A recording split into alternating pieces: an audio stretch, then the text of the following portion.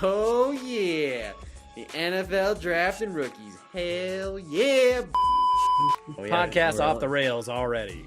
But there is not a chance in hell Justin Fields is finishing in the top 10. There you know what, Mikey? Shut it. He wants Why it. not? You don't want the smoke. He's Calvin Johnson. He's Calvin Oh, Johnson. good. Oh, God. my Yes, God. yes, and yes.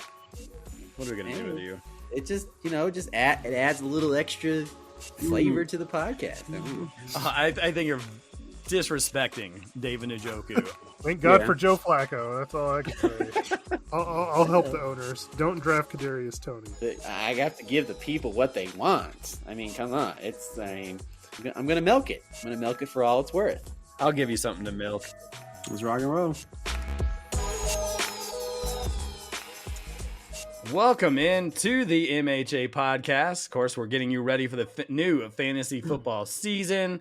We give you all the information about who we think players, on where we think players should be drafted. You get the inside scoop on which quarterbacks Eric likes and which rookies Mikey doesn't like, and why Todd loves Aaron Jones, and the fact that he feels like he walks on water and helps the blind to see. So why aren't people listening to this podcast even more? We're giving you all the information. We're telling you who we like, folks. Exactly. This is the cheat code, right, guys? This is the cheat code if you want to beat us. And, of course, our defending champ, Todd Diamond. That's right. That's right. So That's right. Pay attention. Walk on water, everybody. Come on. I'll show you how to walk on water. It's phenomenal. Well, luckily, we may not have to talk too much about Aaron Jones in this podcast. Maybe we will. We'll see where all the rankings are. We talked a lot about the running backs that moved to different places on that Old Faces and New Places podcast. We're probably not going to talk a ton about them, but we'll kind of see how all of this goes. Let's just get right into it. I have no MHA trivia. There's a lot of running back stuff to talk about. But, of course, we'll start things off with the news. I don't understand what the news is. It's just like, hey, here's a bunch of you can't fix that happened that was horrible. Well, the biggest news, and I don't know if it's pertinent fantasy news, but it's fun news to talk about. Jordan Love and Tua from Miami, they got paid, guys, didn't they? Lots of money. Whew. A lot of money.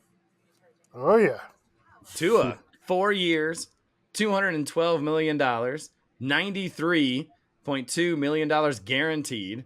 Jordan Love, 4 years as well. He got $220 million, and he got the largest signing bonus in NFL history, $160 million guaranteed. These guys have not won a Super Bowl yet. Jordan Love has the playoff victory, I guess. But now two of the highest paid quarterbacks in the league. I can only imagine what Dak's going to eventually get, what that contract's going to look like, but we'll see. A lot of money for guys that have performed well. Are they the best quarterbacks in the league, though, Mikey? I think it's unfair to say, well, to knock him for not winning a Super Bowl when only one guy is winning all the Super Bowls. Yeah, he's definitely hogging, Patrick Mahomes hogging the limelight, and he's making less than those guys. It's just interesting how they're paid in hopes they're going to win games. Now, I'm not saying these are bad. What's that? What choice do you have? Well, that's how it's all set up. You'd like to pay guys that have done the work, like in the real world. But in the NFL, they got to lock them up now, or they'll go somewhere else because someone will pay them. Mm-hmm. It's not like, well, you've won a Super Bowl, now we can pay you. Here's all this money because there's a possibility you could be successful and lead us to the promised land. It's just interesting. And that's all sports, really, right? That's all sports. Yeah. It's just amazing to me that these guys aren't the best quarterbacks in the league. And you heard our quarterback preview, and yeah, that's fantasy. That's a little bit different. But those aren't the best quarterbacks in the league, but they're the highest paid quarterbacks now. Another guy that got paid, and I think he got paid today or maybe yesterday, Mikey's favorite, DJ Moore.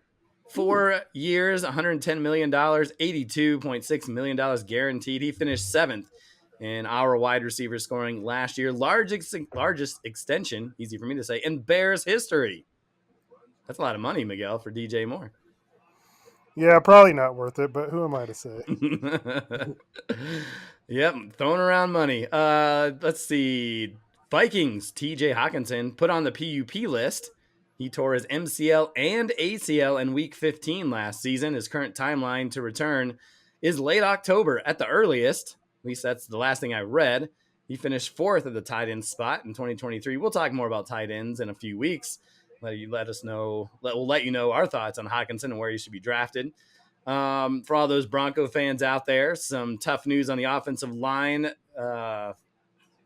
news, I guess.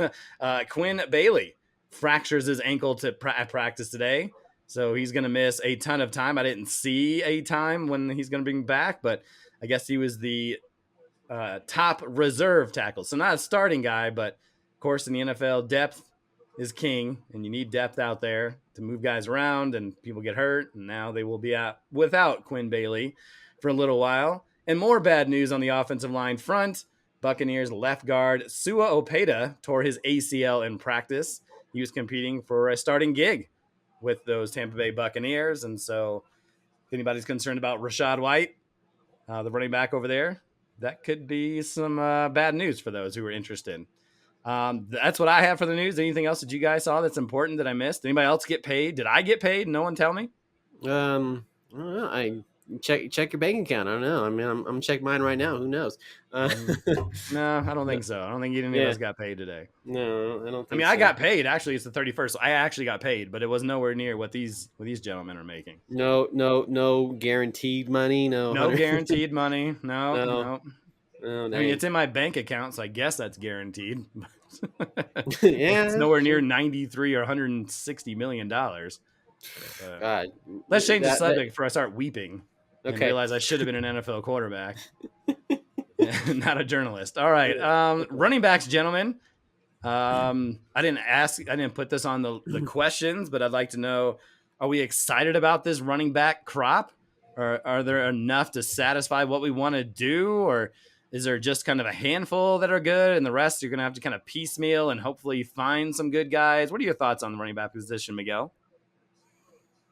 It's about the same as it was last year. I mean, you still have a lot of, running back by committees. I think that's just the way of the world nowadays. There's not a lot of those top flight, bell cow guys.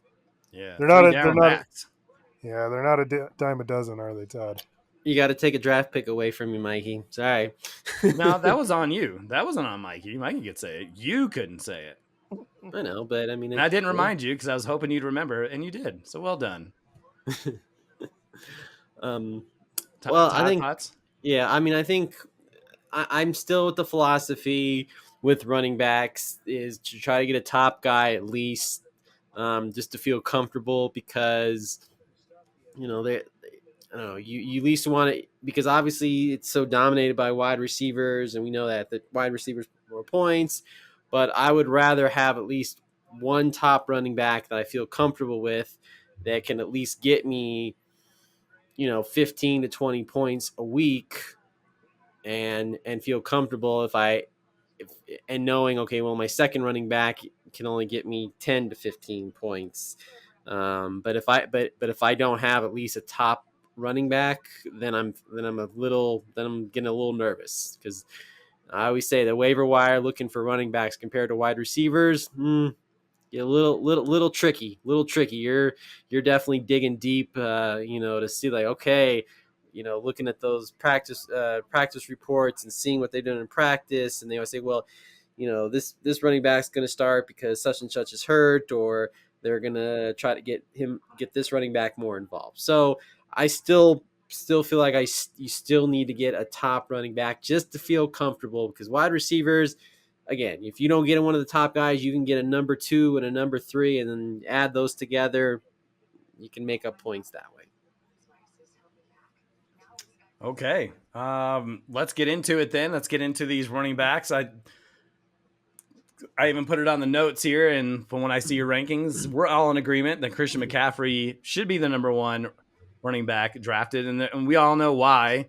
He's the best fantasy running back we've seen in quite a while. Plays on an amazing team. He catches passes. He scores touchdowns. Lots of touches. Obviously, there were some health concerns, but He was able to play 16 games last year. So we all agree he's number 1, but who's everybody's number 2? And so this is going to be the fun conversation right out of the gate. We're all different, but I feel like there's one that stands out. I have Bijan Robinson number 2. Mikey has Breece Hall number 2. Todd, tell us who your number 2 running back is. Jahmyr Gibbs, ladies and gentlemen. I am on that Detroit bandwagon offense. What they did last year. Gibbs, a very versatile running back. I mean, run, catches, and so forth. I mean, granted, he only had like only one receiving touchdown last year, but obviously, there was a lot of mouths to feed on that, on that Detroit offense. But I just think Gibbs, he showed enough flashes last year that I think he's going to be. I understand that David Montgomery is there, and Montgomery, took. Obviously 13 touchdowns. That's a lot compared to, Gibbs had 10, so there's not a big differential between only 3. So, but I just think Gibbs is just so versatile, and they're just going to try to get him more involved in that offense and help Goff, continue, see if he continue have another great season. So that's why I have Gibbs. I guess you could say this is I'm hoping this won't be the same result as a few years ago when I had Najee Harris as my number 2 running back situation. But 2, the offensive line for the Lions is a lot better than it was for Najee Harris then. So this is kind of this is me throwing another Najee Harris Hail Mary pass again and see maybe it'll be a different result. So that's why I have Gibbs as my number 2. Oh, I love how he hasn't learned his lesson. He even goes back to his Najee Harris and says, yeah, hopefully it's different this time. Lions have a better offensive line. Well, yeah, okay. I understand that, but it's just the way you phrase that where it's like Najee Harris, but I'm hoping I hope things are different. Mikey, do you want to? So Mikey has him as his running back 10, Jahmyr Gibbs, and I have him 9. Do you feel that number 2 is too high, or is that something that Jahmyr Gibbs can reach? I feel it's too high. I can simplify my reasoning for not having him that high. It was just that I don't think he's going to have enough attempts to do it. Like, even in college, Jahmyr Gibbs wasn't like that big time bell cow like back. So no matter what, he's gonna share with Jordan Montgomery. David Montgomery. Yeah, I don't know why I called him Jordan, but yeah, with David Montgomery, he's gonna share the load with him, and Montgomery's gonna take touchdowns away from him. So, yeah, I just don't know that his opportunity is enough to vault him to number 2 overall. That seems a little much. Yeah, I agree. I think, you talk about the guys that Mike and I picked in terms of Breece Hall and Bijan Robinson. Those are bell cow guys. They're going to get somewhere between 220 and 250 carries, or maybe even 260, 270 touches if you talk about receptions and so forth, where Montgomery had 219 rush attempts. That was more than Gibbs had than last year. And then Montgomery missed some time with injury, but when he was back from his injury, he out carried Jahmyr Gibbs 48 to 40%. And so Todd mentions like they're a great offense. So why would they change that? I mean, for Gibbs to get to number 2, you'd have to pray that Montgomery got hurt. And then he gets all the carries, gets all the touches and all the touchdowns. And I mean, if it was Gibbs by himself, yeah, absolutely. He would be a 15 touchdown guy, more of a 1,200, 1,300 potential rush guy. But with 2 guys, and they love to split those carries because they're a playoff team. They're not caring about fantasy. They want to make sure these guys are healthy for the playoffs. So it does seem a bit high. I'm not saying that he is not athletic enough and talented enough to do it by himself, but they're not going to ask him to do it by himself. Yeah, his 5.19 yards per carry is astronomical. It's amazing. Yeah. But I think part of that is keeping him fresh, which is what they did. I mean, he only had more than 15 carries twice during the whole season last year. Yeah. So Jahmyr Gibbs finished 9th last year. And so I think that's why Mikey and I kind of have him in that same range. Mikey, we both went different. I think we're picking nits here at this point in terms of Robinson and Brees Hall. But tell me why you liked Brees Hall a little bit more than Bijan. So yeah, that was a really close call for me. Yeah. I just like Hall's upside. I mean, Bijan Robinson was supposed to be like the big time, reception dual back, and he was pretty good. But like Brees Hall from a reception standpoint last year, I mean, it even surprised me like how much they featured him, and maybe that was a result of the quarterback situation they had. But I mean, he's also incredible in the red zone, which I like. And this is a Jets offense which should be better. Yeah, it was very, very close. I just had Hall a little bit ahead of Robinson in my rankings. Yeah, I think the big question for me with Hall is he going to get 76 receptions and 95 targets with Zach Wilson, Mr. Checkdown dude, out of the picture? Like, I feel like Aaron Rodgers, like, he's good at throwing it to the running back. Obviously, we saw that with Aaron Jones all those years. But he also likes to get it to his wide receivers. And I think Zach Wilson was definitely hampered or didn't have the ability to find his receivers at a decent pace. So I don't know if those numbers are going to be as high. I feel like Brees Hall is probably the better running back. I mean, you could just talk about yards per carry. He averaged 5.8 in 2023 compared to Bijan in his 4.6. But I feel like Robinson can replicate his 86 targets, even maybe better. I mean, Kirk Cousins he's going to find his receivers better than the previous quarterback. So it's kind of that same position. Both have really good offensive lines. So, is Tyler Algier better than the competition with the Jets in terms of they have Braylon Allen, Isaiah Davis, and Israel Abanikanda. Excuse me, I butchered that name. But so, I mean, maybe Tyler Algier, who we've seen put together some decent years already, could take some away from Bijan. But we've also seen with Zach Robinson, their offensive coordinator, is going to run more one running back than running back by competition. But I mean, either guy is spectacular. You want to have them. Let's get into our next kind of controversial. I don't know if it's controversial or not, but based on our rankings here, let me go by the list here. I got to go by where we're going. I'm just going to go down the list here, which is the first couple of questions. Talked about Brees Hall. Okay, yeah. So Jonathan Taylor, the guy I want to talk about next. Looking over Jonathan Taylor, I have him number 4. Todd has him number 5. Mikey has him at number 9. So the lowest of the 3. And so kind of that was my question for you guys. Of course, Taylor was a behemoth like 3 years ago. Experts are suggesting he can get back to that form this year. Mikey, you have him the lowest. Maybe you don't see him performing to the top of the rest of the guys in the running back world. I just don't know what evidence there is that he would return back to that type of form. I know he's a year further off that injury, but I don't know. It's been a while. So there just happen to be guys that I like the upside of them better for their situations.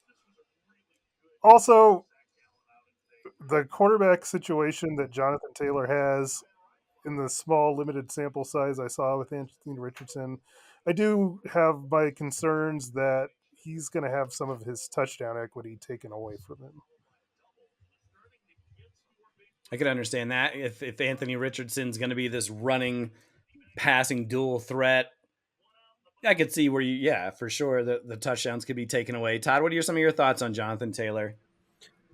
Well, I do agree, with the fact that Anthony Richardson might take away some of those, maybe goal line carries or whatever the case may be. But, Jonathan Taylor had a down year last year, and, obviously coming off the injury, understand, get all that, but it's kind of due for a,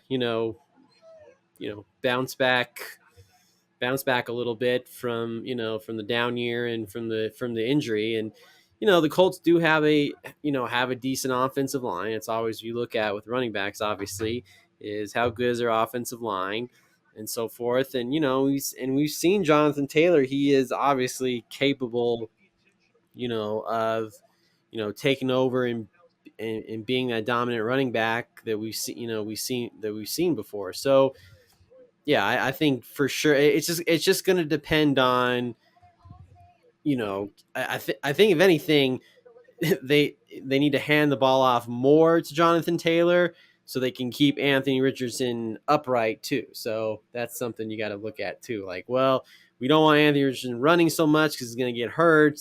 So maybe, that he needs to lean on Jonathan Taylor a little bit more. And Jonathan Taylor is very capable of doing it. What I'll say is that after Jonathan Taylor, so here's my thoughts of Jonathan Taylor. He was mega elite in 2021. Yes, it was a couple years ago. But to have that ability, he's still only 25 years old. He could get back to mega elite. Or if there's that, maybe it is a lottery ticket, that he can get back to that. When he got back, so from week 7 to 18, he averaged 21 touches per game, close to 100 total yards per game, and ranked 13th in yards after contact. So I think the ability is still there. It also helps that they did not re-sign Zach Moss to the squad. And so that's 180-something attempts that are out the door that are going to go right to Jonathan Taylor. So he's going to be back running for 225 attempts. He's going to be catching the ball out of the backfield. Maybe not at the – he wasn't the biggest – he had 40 in his big year, so maybe he's not going to be the Camaras or the McCaffreys where he's going to get somewhere between 60 and 70. But we saw it, and how amazing was Jonathan Taylor just a couple years ago. And so for that ability, the thought that you might be able to get that again if he's 100% healthy, there's no more contract issues, he's going to get all the carries, and they have a good offensive line. It's a top 5, top 6 unit. There's a lot to like about Jonathan Taylor. So I'm super excited to see. Go ahead, Mikey. You want to? I was just going to say, ranking him 4th means that you may be considering him as a first-round pick. For sure. Based on a could be, when he also could be Todd Gurley. Well, Todd Gurley had some amazing years too. And if you look at the guys behind him, Kyren Williams, can he do what Jonathan Taylor did? Probably not. Can Saquon do that at his older age? Probably not. Is Travis Etienne? He's nowhere efficient enough. So I feel like if I'm going to swing for the fence, this is a guy that can help me do that. Like, would you be surprised? Maybe you would be, but I feel like if he put up 1,500 yards and 12 to 15 touchdowns, would that surprise you? I am afraid of things I haven't seen in multiple seasons. Yeah, and part of that was injury. Part of that was contract. That doesn't mean his ability was gone. We didn't see a 17-game season where he stunk. He averaged 5.5 yards per carry in that 2020 magical season. And then during injuries, during outside factors, he was still averaging 4.5 yards per game. That's not 5.5. But if there's a chance he plays 16, 17 games, depending if they're in the playoff race, we haven't found out that he can't do it, if that makes sense. Yeah, which leads me to believe I would not be willing to risk a first-round pick on. He might be able to, but he also might not be able to. Because like you have Joe Mixon ahead of him. You think Joe Mixon has any chance of running for 1,500 yards and 12 touchdowns? I think Joe Mixon's in a better situation than he was in Cincinnati.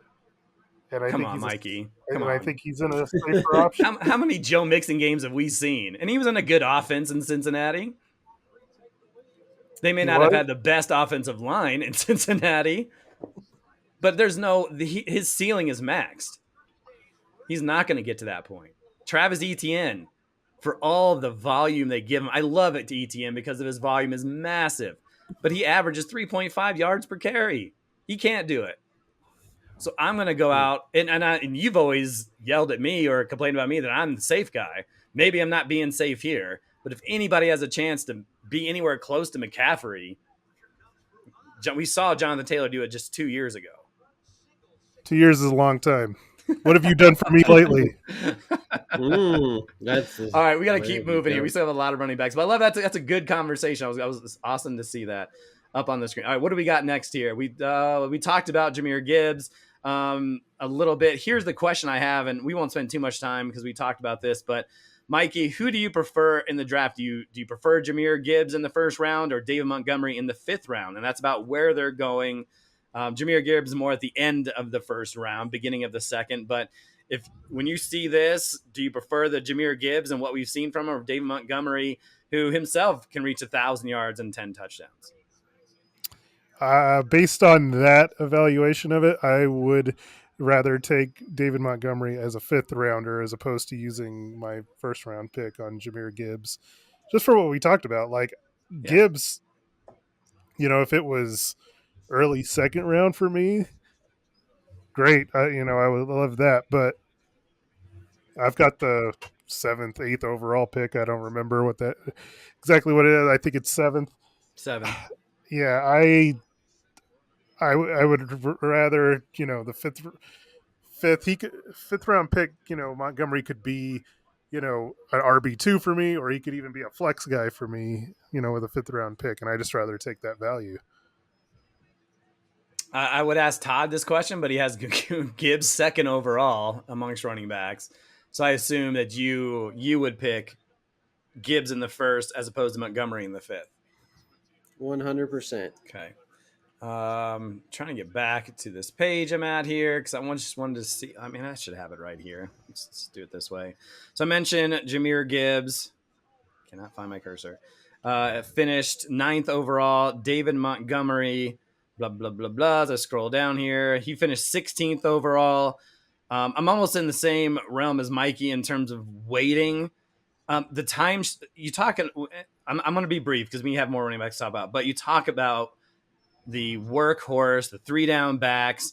That's who I want in the 1st round. Jahmyr Gibbs is fantastic, but I would rather take him in the 2nd round and get some of those other bell cow running backs first. And then if I'm going to have to get a guy that's going to be a Splitsville and I'm going to have to gauge, and some weeks he's going to have more carries or less carries, I'm going to pick David Montgomery just because he's a guy that had more attempts already than Jahmyr Gibbs, and then has the ability to get those goal line touchdowns. Not going to get you a ton of receptions. Of course, we're in a PPR league, a full PPR point per league team league. So I would rather have Montgomery just in terms of that value, and hopefully pick someone, whether it's a wide receiver that's going to see more touches or running back that's more of a 3-down back. Okay, we talked a lot about Gibbs and that whole situation with Montgomery.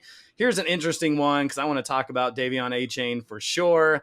Kind of a similar question, but this opens things up to talk about however we want to talk about it. But I mentioned, do you guys prefer Achane at his number 11 ranking or Raheem Mostert, who had just the incredible fantasy season? He's going at around number 27, according to CBS. Of course, Raheem Mostert was, led by his 20-some touchdowns last year. Achane dealt with some injuries, but was explosive when he was on the field. I'll start with Todd. Based on that question, but really go wherever you want with it. Would you rather have Achane at number 11 or Mostert at number 27? Achane at number 11. Okay. Right, yeah. Do they have him? You have him 10th on your ranking, 10th, yeah. But it's more about like value. I mean, you have him at 10. Mikey has him at 11. I have him at 15. So I think we all like what he's capable of. He's another guy that could hit a home run and really kind of be a league winner if he got more touches. But that's what we're going to discuss here. So just give me your thoughts between Achane and Mostert. I think Achane, from last year showed obviously major flashes of how good he can be. I mean, eight touchdowns, rushing touchdowns, and 3 receiving touchdowns. I mean, I know most are 18, but I like the fact that HN had a more, a little bit more balance per se when it came to catching and running the football. And obviously, I said we're in a PPR league, and that's, you kind of want to find that balance. I mean, obviously, 18 rushing touchdowns is nothing to, you know, to brush off to the side, but I'd rather go with HN now and see if they can really, like, if he's going to be the main guy, see what he can really do, because it was Raheem Mostert first last year, and obviously he just surprised everybody. But I think with HN, let's see what he can do if he's going to be running back 1 and Mostert's going to be running back 1A or number 2, whatever the case may be. I'd rather go with him, the more versatile, more balanced running back. So HN finished 22nd in our league last year. He played in 11 games, 103 attempts, 800 yards, rushing 8 touchdowns, 27 receptions, close to 200 yards and 3 touchdowns. He had 7.8 yards per catch. Yards per carry, 7.3 yards per reception. So just bonkers numbers. Mikey, you had Mostert last year, 21 total touchdowns. What do you think? Would you prefer HN earlier, or are you willing to wait on Mostert? What are your thoughts on those two guys? Considering the injury risk of both players, I am going to take Mostert all the way in this conversation, because based on where he would be projected to most likely go, the risk is so much less with Mostert than it would be with HN. HN being ranked close to the top 10 would put him in the realm of a second to early third round pick. And if you're going to do that, that means he's your RB1 or 2. With that type of risk, I couldn't be willing to do that. I mean, HN is the more explosive player. Last year, I got lucky that Mostert was as healthy as he was, but I mean, I think Mostert, what is he going to be, like a 5th or 6th round pick? I mean, I think the value is just much better there. What kind of numbers, or what do you expect out of Mostert? I don't think anybody is suggesting that he's going to produce 21 touchdowns again, but where do you see his value, or what kind of stats, or is it more about, is he going to come down a little? Like he may not have been the most efficient guy, but touchdowns definitely saved his season, and doesn't have the athleticism. I mean, he's 31. I was surprised that he was over 30. He's 32 actually. So he was 17th in yards per touch. I mean, he had some good numbers in terms of, he was 11th in missed tackles, forced per attempt. And so you still feel pretty good that Mostert can put up compelling fantasy numbers. I don't know if compelling is the right word, but what do you think? Yeah, they're both going to have a role. And the funny thing about this is, like, this is a team that is a pass first team as opposed to run. So, I mean, these guys they're a big yards per carry type, running backs that they use to try and throw people off of, the scent of their pass, and they use them towards the goal line. So both guys are going to have a role in an incredible offense in Miami. So the value is still there. I don't think that Mostert's value is going to be 21 touchdown value, because HN didn't even see the field and probably until like week 3 or 4 last year. Mm-hmm. And he's going to be there from jump. But I think that you could still expect double-digit touchdowns from Mostert if he's healthy. Yeah. One thing, and this, I don't know if this is a healthy or a beneficial exercise. What would you guess? And Mikey, just give me a guess. If he's not scoring 21 touchdowns, how many touchdowns do you think he scores? I'm going to go 11. So what my exercise was, I said, let's take 10 touchdowns. I said, let's give him 10 total touchdowns on the season. That's 11 less. That takes away 60 points from his last year point total. And if he had 10 touchdowns last year, he would be ranked 17th amongst all running backs. So a good portion of his stats come from those touchdowns.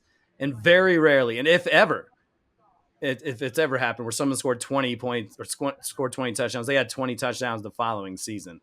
So if we just look at our rankings, Todd talked about he is definitely on the HN list. He has Raheem Mostert 30th.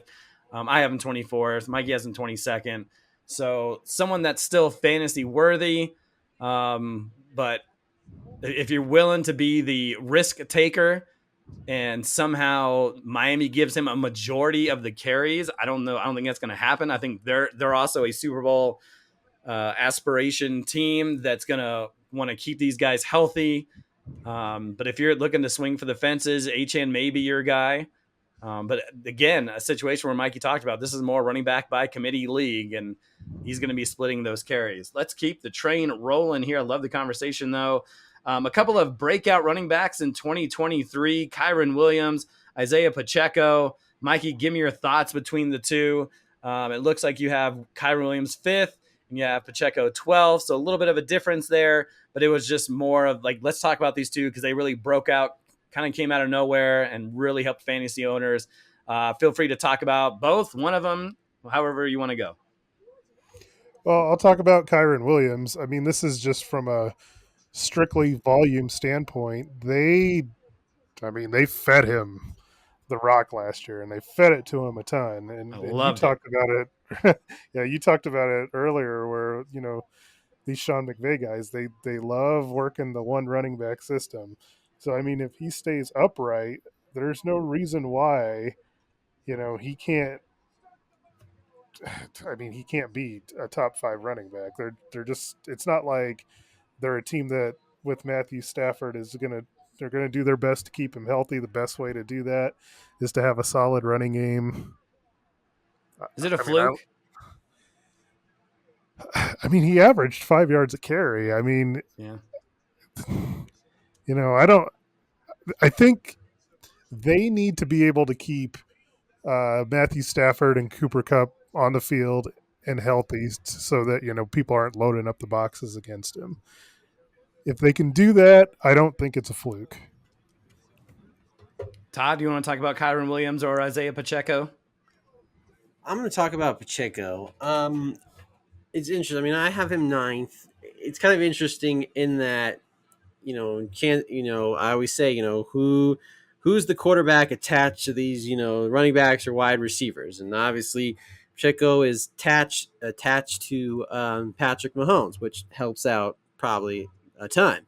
Obviously Pacheco's not a big running back. He's quick, but he's a versatile running back, runs between the tackles and catches passes, which again, keep saying it till we're blue in the face.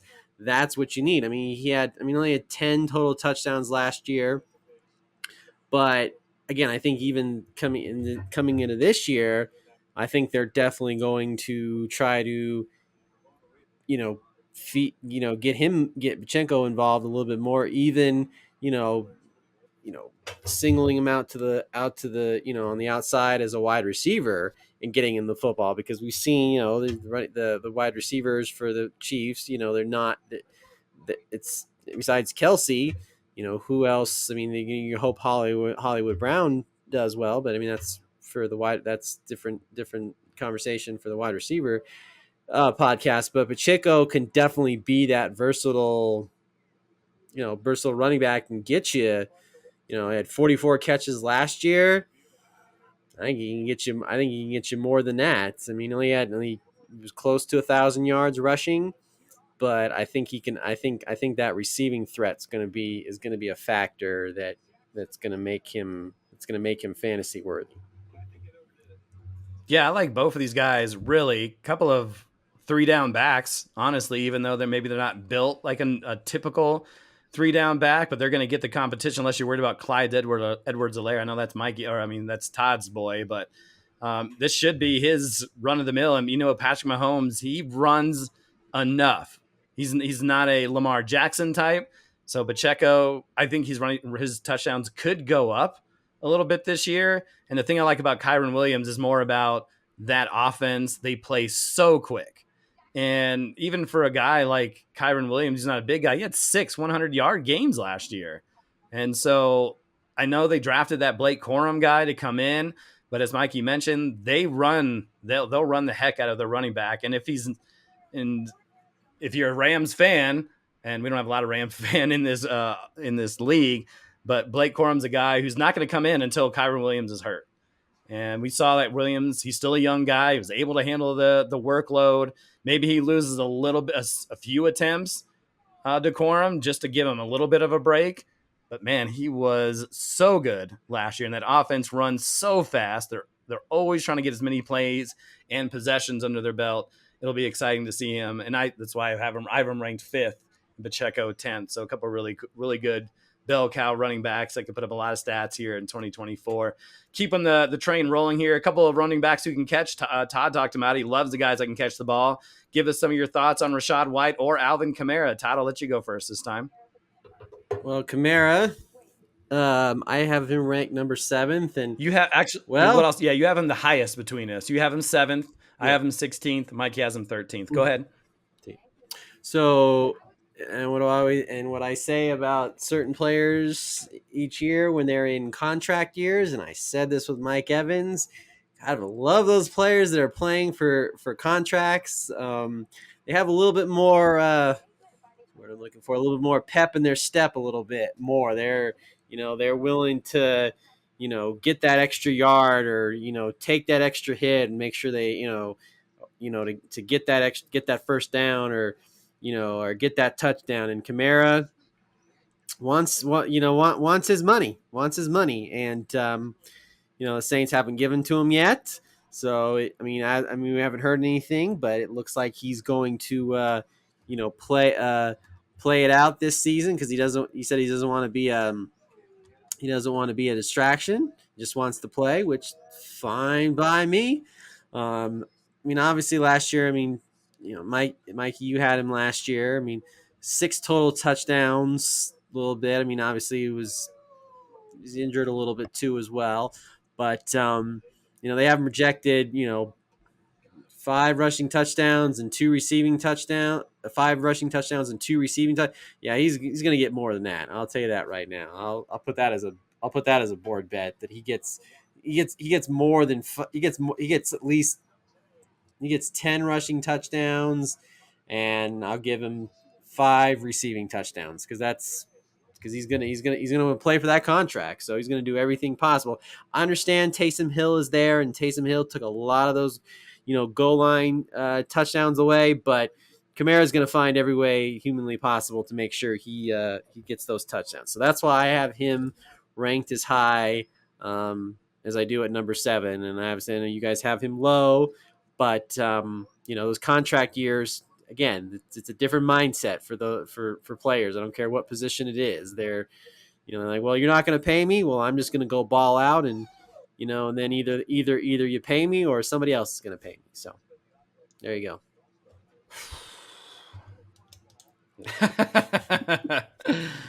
Oh, Mikey, do you want to take this one on Kamara, or would you just prefer to talk about Mr. Rachaad White? Because you had Kamara, and so you know firsthand what to expect from Kamara. Yeah, Kamara is good because Kamara, he gets so many reception opportunities. And last year, he basically made his way. Like, I think one game it was kind of ridiculous. I don't remember exactly what it was, but he had close to like 13, 14 catches for like 40 yards. It was kind of ridiculous. He's just piling on all those points on receptions. The annoyance with him is in the red zone. They just chose pretty much not to use him. They were using all those stupid Taysom Hill packages, and Kamara was coming off the field. And believe me, I think Kamara is more than capable of, given the opportunity of being, up there with the top 10 guys. They have the same head coach. I don't know. I'm sure they're going to have packages for Taysom Hill again, and it's annoying. Yeah. Kamara, his yards per carry the last 3 years, 3.9, 4.0, 3.7. So shouldn't be regarded as a top running back. Yes, he's earned his money on the receptions end, but he had 75 receptions last year and finished 12th. He's another year older, and Todd talks about he's going to get double-digit touchdowns. He hasn't had that in 3 years. He's had 6, 4, and 9 the last 3 years. Now wait a minute. But again, he's playing for a contract, Eric. So that's fine. But here's the mentality of today's coaches: they're going to draft another running back. They're not going to pay him. They pay Jonathan Taylor because he's young. Alvin Kamara is not young. Now, someone may give him a 1 year, maybe a 2 year if the two teams are fighting for him, but he's just not that back anymore. He's not a top 10 back. Like we saw him with 75 receptions, and he still didn't finish in the top 12 or top 10. And nothing really changes in terms of how this offense is going to run. So I don't know. I'm just not huge. I mean, I love the reception total, but 694 yards, 180 attempts.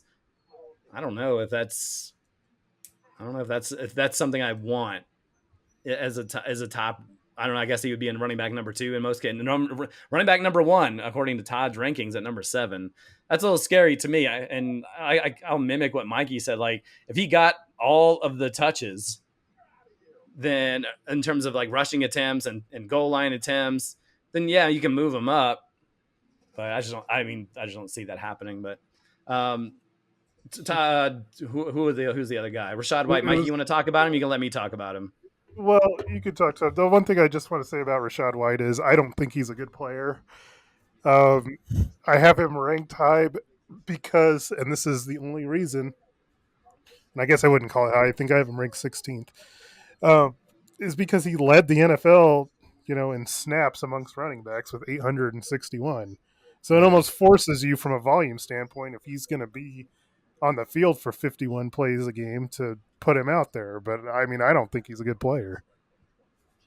He's not efficient. 3.6 yards per carry and 3.7 in his first 2 years. It's a lot of volume, but he was also 9th in the NFL in red zone touches. So they drafted Bucky Irvin out of the fourth round. They have Chase Edmonds and Sean Tucker.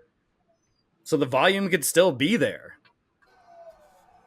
I agree. He's not the most efficient guy, but if volume is a huge part of what fantasy is about, then I'm going to take a chance on him. Maybe I have him too high because I have him ahead of guys of Josh Jacobs and Joe Mixon, who play in better offenses.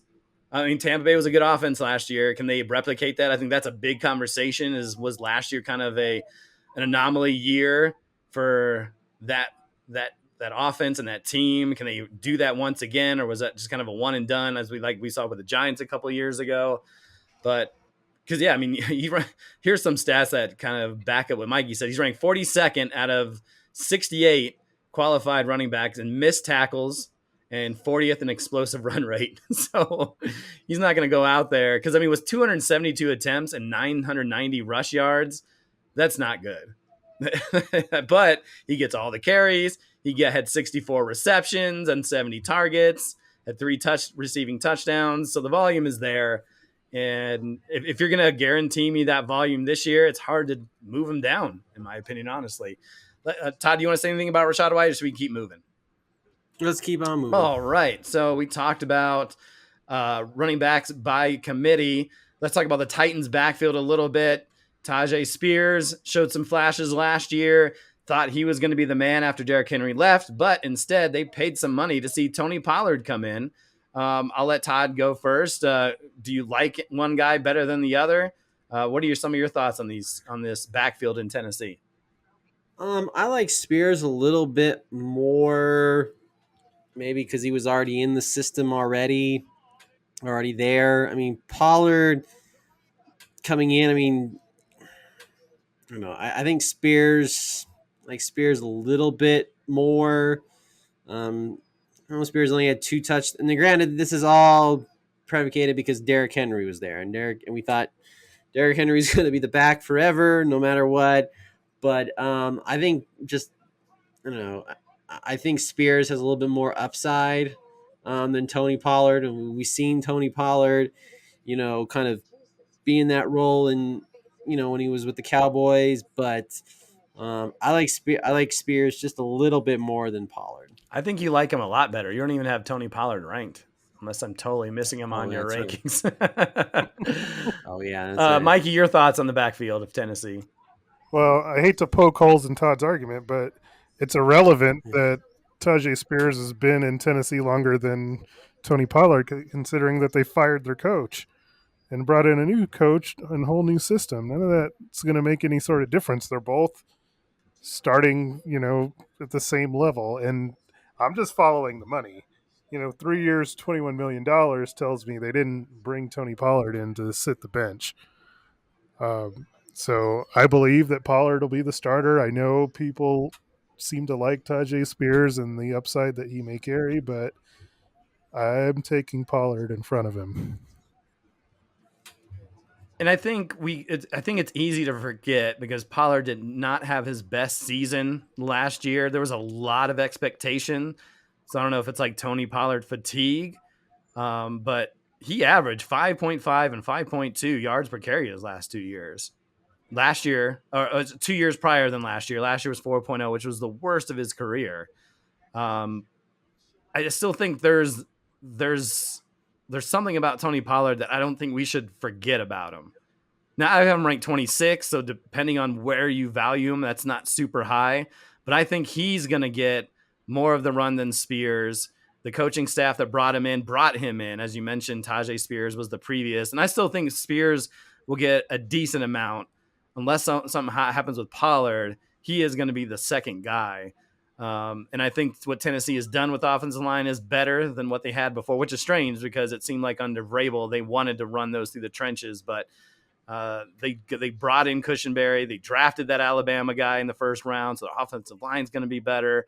I think Pollard is – people are not – I'm probably undervaluing him, maybe, but I think he could come back and have a really good fantasy season. We're about 54 minutes, so we're going to have to hurry this up a little bit here. Mikey, Pittsburgh's backfield, who would you rather have, Jaylen Warren or Najee Harris? And that's straight up because CBS has Warren one spot higher. Maybe that was just surprising to me, but maybe you like Warren better than Najee Harris straight up.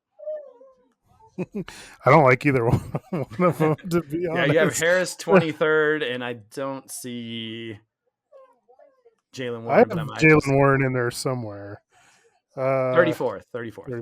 Yeah. So again, it's another thing where they're going to get split carries, but the reason that I have Najee in front of him is that Najee gets the carries at the goal line. So that is ultimately the tiebreaker for me.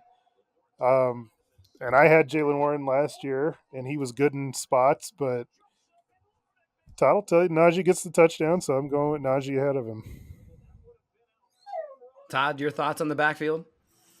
Well, obviously how much I just, had every effigy known to mankind about Najee Harris, a couple years ago after he, after I made that horrible decision to draft him as high as I did, or draft him that high, obviously came through and won me a championship. But yes, he still gets the goal line carries. I think with Pittsburgh, at times I think they want Najee Harris to be the guy. That's why they want him to be the guy. But you bring in Warren, and he doesn't take as many carries away but I think it's like a few possessions. You see Najee Harris, you think like, oh my God, look at like how bad it is, and then and then Warren comes in, for most of the game after that. But I think at least with Harris, I have him ranked 22nd in my rankings. It's still the goal line touchdowns still are in the favor, for Harris. Now, granted, because too, it's gonna depend too with the quarterback situation too, of who's going to be the quarterback. If it's going to be Justin Fields, who can run a little bit, that might hurt Harris and Warren a little bit too. But if it's Russell Wilson, then I think that helps Harris and Warren at the same time. But at this point, I'd stick with Harris. Yeah, I'm kind of with you.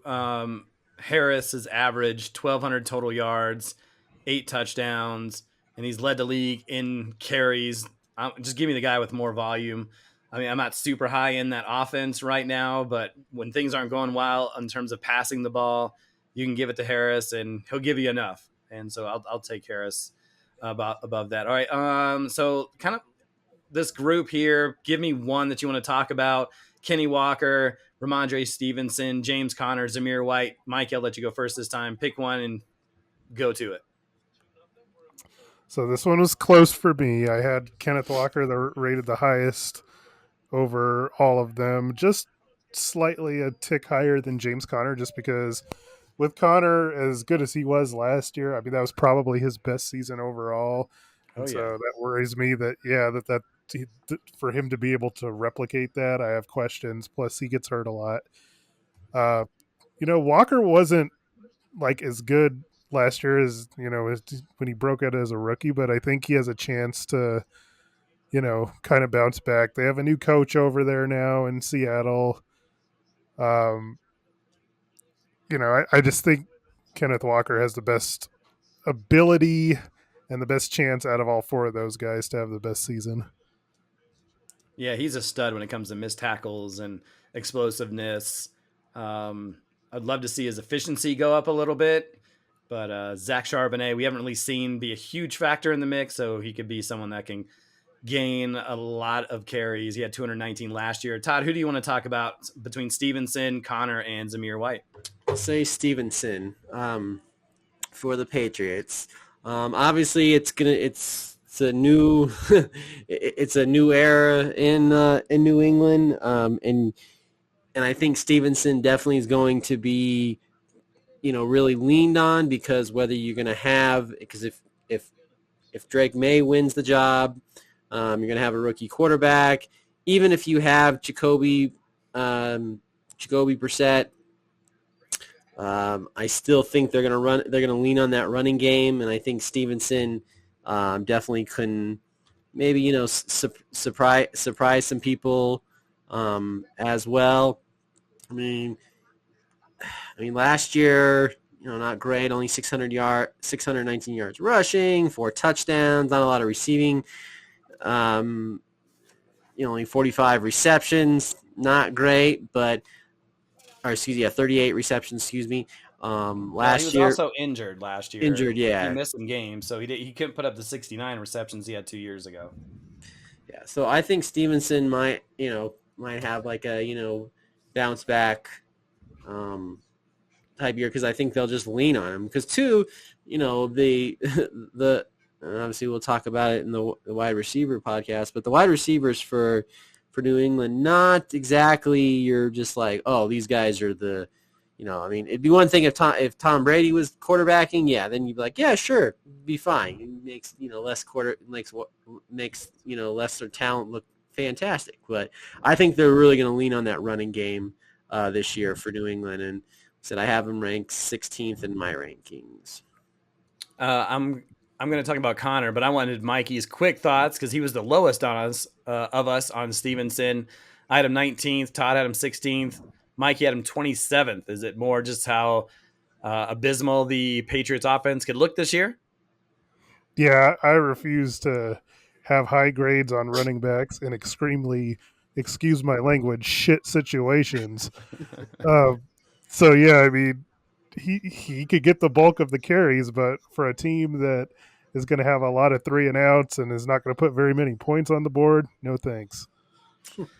Going over to Conner, he finished 17th one season ago. Mikey mentioned his best season ever, over 1,000 yards, 7 touchdowns, had 2 receiving touchdowns, so 9 total touchdowns. He had 5 games with 98 plus yards or more, 4 games with 4 receptions or more.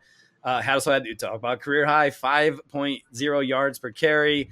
A lot of that kind of got going when Kyler Murray came back, but even at his older age, I think he's close to 30, he's still 7th in explosive run rate, and fifth in yards after contact.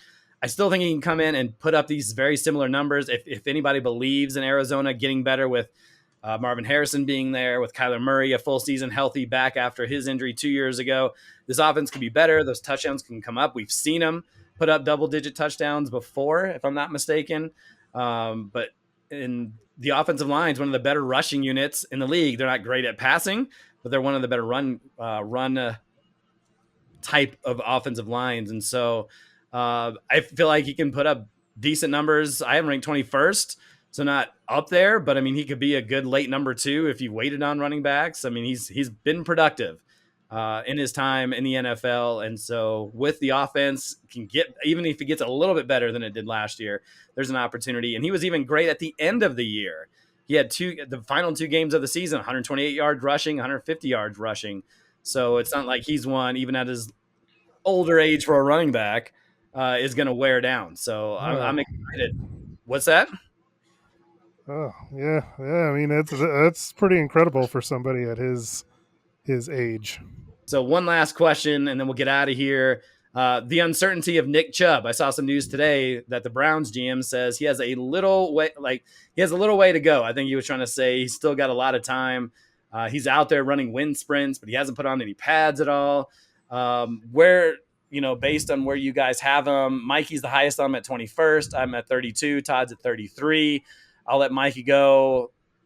Do you feel like Chubb can come in at 21? I feel like that's high, that he can come in and be productive second half of the season, 2/3 of a season. Your quick thoughts on Nick Chubb? It's good that he's running wind sprints already. I'm not worried too much about him not having pads. They're obviously going to take their time. He's one of their franchise players. They've still got he is, offensively especially. So they still have a month to go before the season. I'm treating him very much like I did Kamara last year, where if he's available in the 5th or 6th round, because whenever he comes back, say he comes back, week 4, week 5, he immediately, he's got a track record where he can be, and I know he's coming off an injury versus a suspension, but he can be a top 10 back when he's back out there.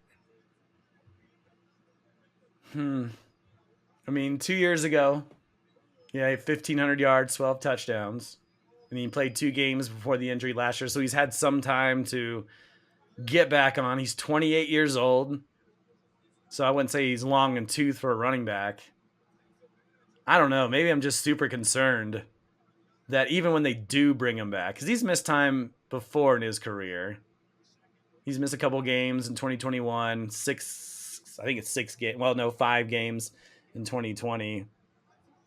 Maybe you're right. Maybe I'm just undervaluing him. I just don't feel like he's going to come in and they're going to give him 20 carries a game. Most people won't be willing to wait. And, that's understandable, because you could, draft him early enough to where, you're sitting there and it could affect you record-wise early in the season. And it's a hard thing to do, but you could be rewarded for it. Yeah, he's dealt with torn ligaments before. He had 3 torn ligaments while he was in college. And I mean, that's 5-6 years ago now. I don't know. I'm definitely nervous, and maybe I'm just not willing to wait. Todd, your quick thoughts on Nick Chubb? Yeah, I mean, again, Nick Chubb can be, can be a lottery ticket, but it's at the end of the day, you're right. It's are you willing to wait? And I don't know. It has to be at the end of the day, and it's easier said than done. But it's in the right spot, the right round, like the 5th or 6th round. Yeah, it's perfect. But that's it's not the way fantasy football works. How the universe works sometimes. It's not going to just serve Nick Chubb to you on a platter and say, "Yep, here's in the 6th round." But you're going to have to wait and get good value. But maybe as the preseason goes along, maybe we see him in some preseason games. Maybe that'll boost him up a little bit, because he is dynamic when he's out there. I just worry sometimes those injuries can take a lot out of you. But those are those types of plays that can change a season. And Mikey, we've seen Mikey do this before, and it's paid off big time. All right, gentlemen. Well over an hour here. We're gonna get out of here so folks can get back to doing what they were doing before. But running backs, always a ton. Todd, what's on next week's show? We're gonna talk some wide receivers, y'all. Is it Justin Jefferson? Is it Jamar Chase? Is it CeeDee Lamb? And where? And who? And how high will people have Marvin Harrison Jr.? Well, there you go. Wow, that's a great teaser, Todd. Well done, sir. Well done. So there you have it. Wide receivers part 1. We're going to do 2 episodes of wide receivers because there's a ton. So we're going to get out of here. Eric Lansing, Todd Diamond, Mike Renaud. You're listening to the MHA podcast.